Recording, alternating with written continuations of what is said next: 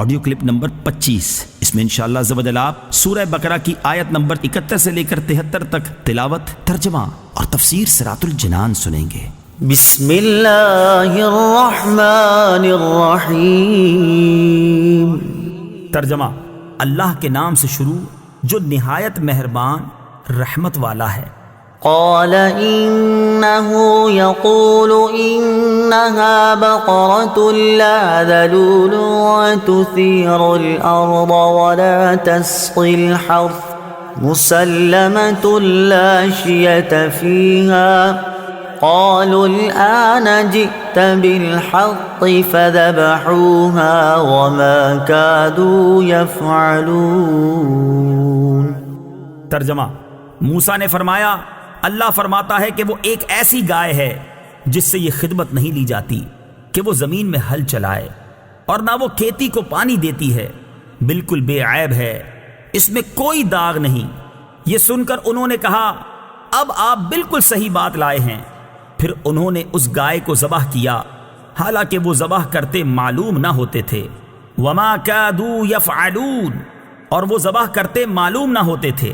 تفسیر صراط الجنان میں ہے بنی اسرائیل کے مسلسل سوالات اور اپنی رسوائی کے اندیشہ اور گائے کی گرانی قیمت سے یہ ظاہر ہوتا تھا کہ وہ ذبح کرنے کا قصد نہیں رکھتے، مگر جب ان کے سوالات شافی جوابوں سے ختم کر دیے گئے تو انہیں ذبح کرنا ہی پڑا۔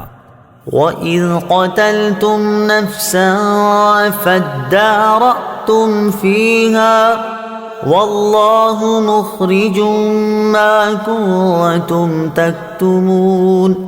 ترجمہ: اور یاد کرو جب تم نے ایک شخص کو قتل کر دیا، پھر اس کا الزام کسی دوسرے پر ڈالنے لگے، حالانکہ اللہ ظاہر کرنے والا تھا اس کو جسے تم چھپا رہے تھے۔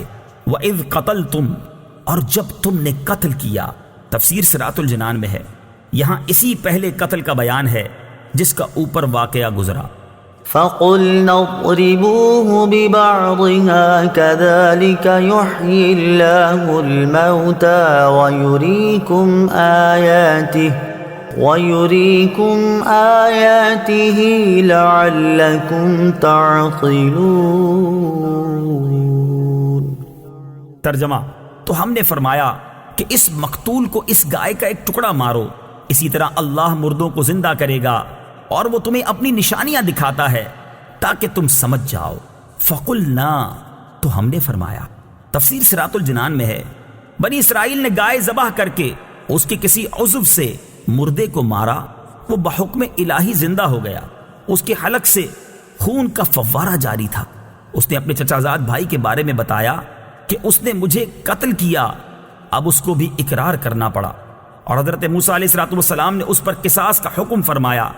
اس آیت مبارکہ میں اللہ تعالیٰ نے مردے کو زندہ کرنے کے اس واقعے سے قیامت کے دن اٹھائے جانے پر دلیل قائم کی کہ تم سمجھ لو کہ جیسے اللہ تعالیٰ نے اس مردے کو زندہ کیا، اسی طرح وہ قیامت کے دن بھی مردوں کو زندہ فرمائے گا، کیونکہ وہ مردے زندہ کرنے پر قادر ہے، اور روز جزا مردوں کو زندہ کرنا اور حساب لینا حق ہے۔